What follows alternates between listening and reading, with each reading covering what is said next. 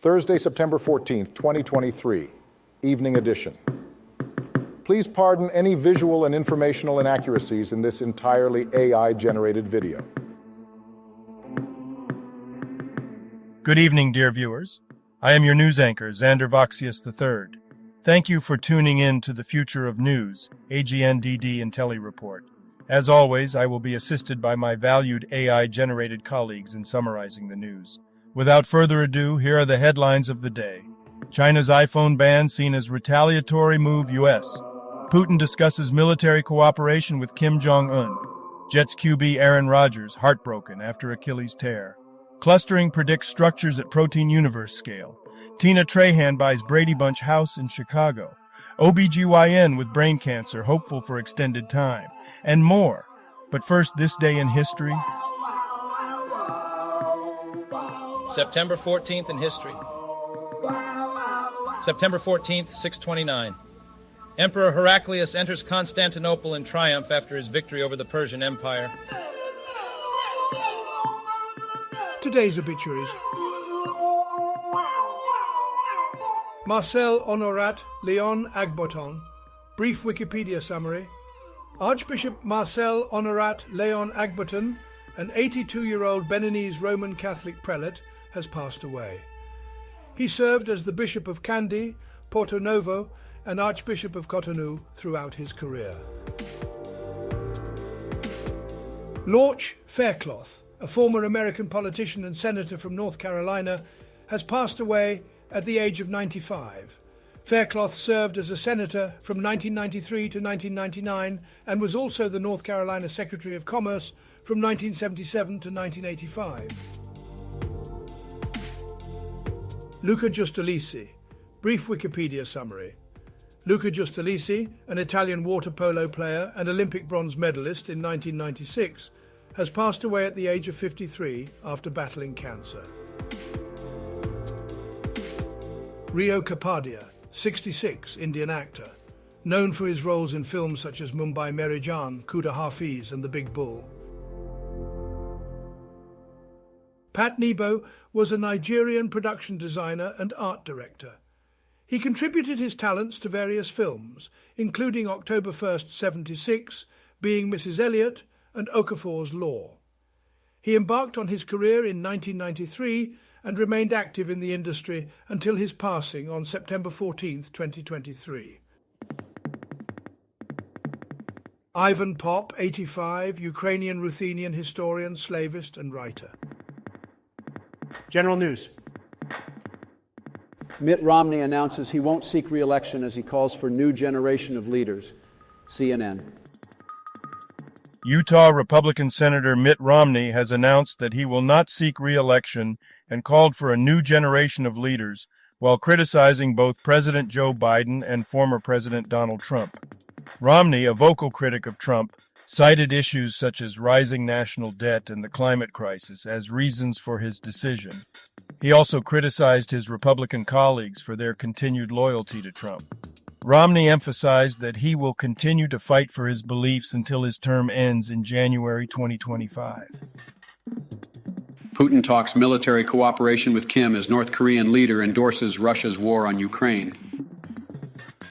Russian President Vladimir Putin has said that Russia is considering and discussing some military cooperation with North Korea, following a summit at which North Korean leader Kim Jong-un appeared to endorse Moscow's war on Ukraine. During their 5-hour meeting, Putin and Kim discussed potential areas of cooperation. Putin also signaled a willingness to assist North Korea in developing its space and satellite program. The talks between the two leaders were described as very substantive, and North Korea has indicated that the meeting will deepen ties between the two countries. Jets quarterback Aaron Rodgers is heartbroken following his Achilles tear. ESPN. New York Jets coach Robert Saleh and owner Woody Johnson both believe that quarterback Aaron Rodgers will return in 2024 after his season-ending Achilles injury. Rodgers, who is signed with the Jets until 2025, will undergo months of rehab before making a decision about his future in football. The Jets are hopeful that Rodgers will return to the facility to help mentor rookie quarterback Zach Wilson. Ukraine says Russian naval vessels badly damaged in Crimea attack. Reuters. Ukraine has claimed responsibility for a major attack on the Russian Navy's Black Sea Fleet in Sevastopol, Crimea.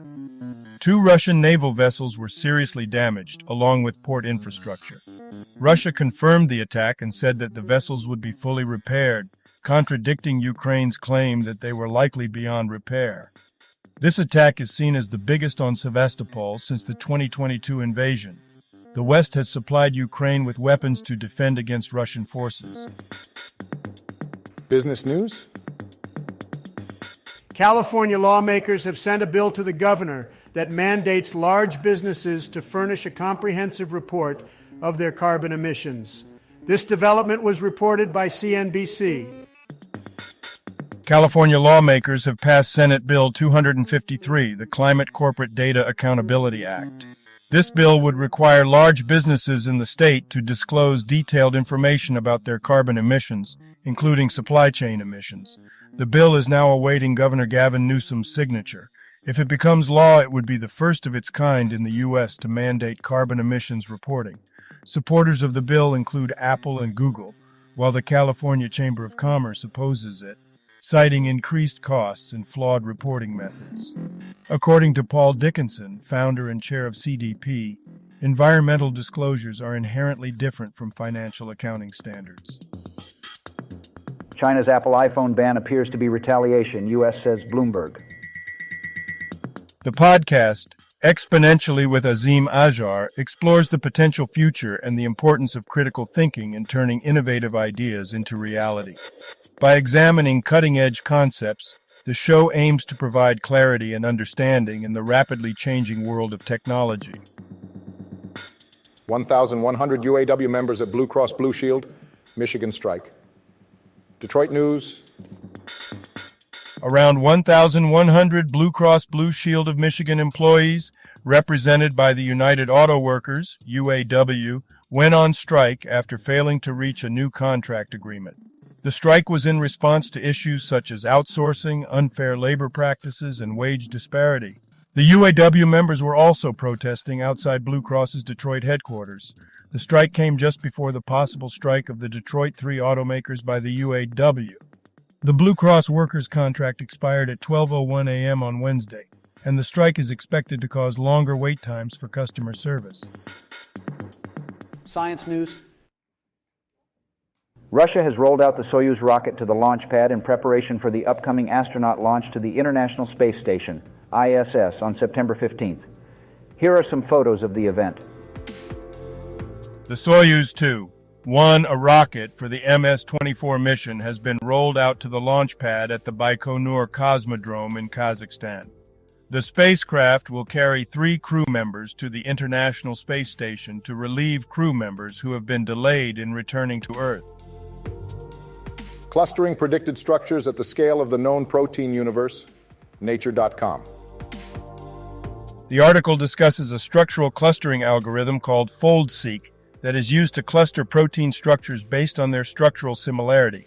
The algorithm combines LinClust and MMSeq2 clustering methods and uses a 3-DI alphabet to represent protein structures. The algorithm is able to distinguish between homologs and analogs and has high cluster purity rates. It evaluates cluster purity based on structural similarity, FAM consistency, and EC number consistency. Webb telescope finds signs of life in atmosphere of distant ocean world. IGN. The James Webb Space Telescope has detected an organic molecule in the atmosphere of the exoplanet K218b, indicating the potential presence of life in a global ocean. Further observations are needed to confirm this, but the discovery is a promising step towards understanding habitable exoplanets known as Hycean worlds. Health news. Brain's own THC. Endocannabinoids are nature's way to combat stress, neuroscience news. A recent study has found that the brain releases its own cannabinoid molecules to counteract stress. By releasing these molecules, the brain is able to mitigate stress alarms originating from the hippocampus, the region responsible for memory and emotion. This discovery could lead to the development of new drugs for stress-related disorders. COVID-19 variant BA.2.86 found in Germany. DW English. A new variant of COVID-19, BA.2.86, has been detected in Germany for the first time, according to the Robert Koch Institute. The variant has also been found in several other countries and is labeled as a variant under monitoring by the World Health Organization.